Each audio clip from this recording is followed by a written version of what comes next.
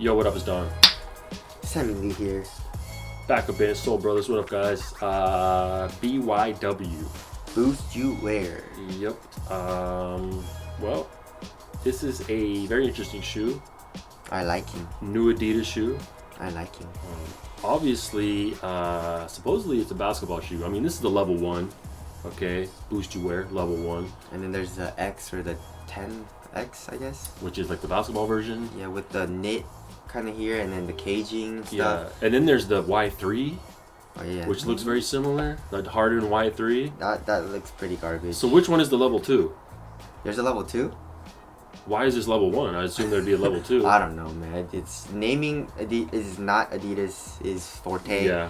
But John Wall did play in these, or I don't know who was playing in Nick these. Nick Young but played in these. Yeah. And John Wall. Yeah, and it wasn't the Brandon X Ingram. version. They played in the X version, and they also played in this too. Right. I saw some pictures of them playing it and stuff like that. So, but anyways, but this is just a casual review, seeing if it's comfortable or not and stuff like that. So let's get started with the Tracciones. The rubber and stuff like that is actually pretty grippy, so you're not gonna have any problems with slippage if you're, walking hard on a rainy day. Yeah, I don't know. If you're at the mall and there's tiles and it's wet, I don't know. Yeah, someone spits at you, or someone leaves know a what I'm banana saying? peel. But yeah, it's thick though, it's pretty thick. so it should be somewhat durable, last you a long time. But it's Stepping it around. feels like it's a really soft rubber it is. though. So I don't know how durable it would be. Even though it is thick, I feel like you'll wear it down pretty quickly. You know what I'm saying? So there's that, but it's grippy and stuff. So not gonna have a lot of slipping though, which is good.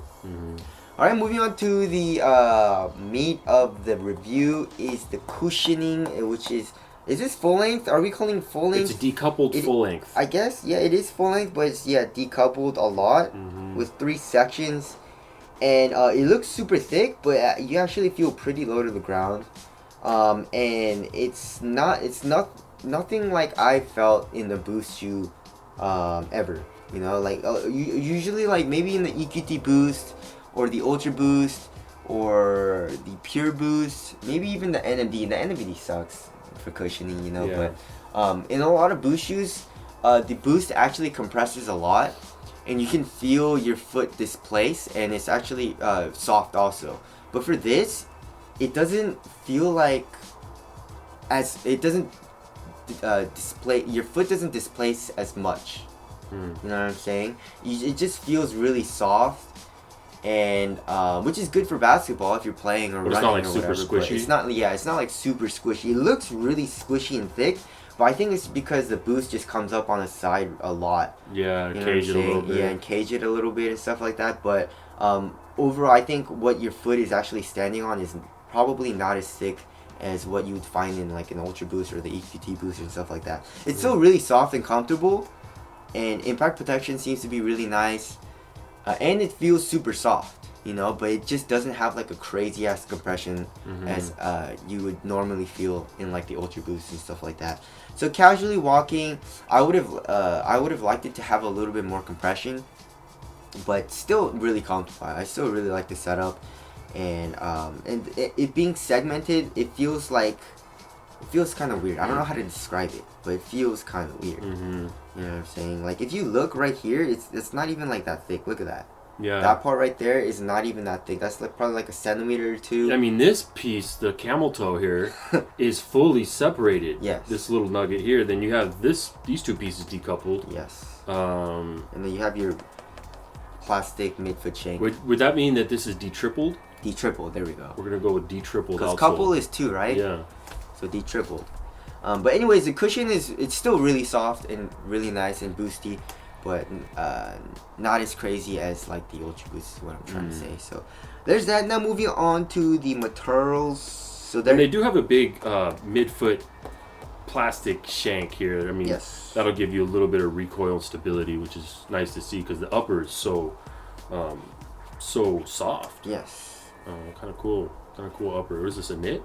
Yes, so it's a mix of knit and some nubuck or some suede, and like they use some old school materials here, and you have some, I don't know what this is, kind of like a polyester neoprene. Like neoprene vibe, yeah. Yeah, kind of material in the toe, It feels super soft and it's very pliable, and it doesn't stretch too much, which is really good for support, but it's really pliable, which I like. I love materials like that. And yeah, materials I can't be mad at, you know. It's a really soft knit and it conforms to my foot, so materials are super nice. And it actually doesn't feel cheap or anything. It feels yeah, it looks feels, premium. Yeah, it feels premium and it looks pretty premium. So there's that. Yeah, how much do these weigh? Doesn't feel like the lightest shoe. I feel it's pretty light. Not 12.56. Yeah, it's okay. Yeah, it's decent. Does it feel light? Yeah, it feels pretty light on foot.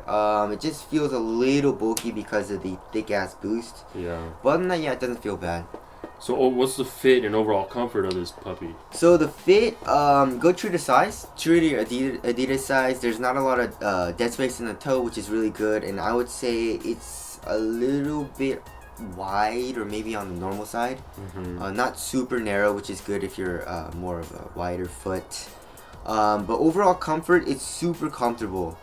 I just don't like how it feels a little like when you have to tighten down the laces a lot in order if you want like a really good lockdown, because it just there's like no heel counter. It just feels kind of weird.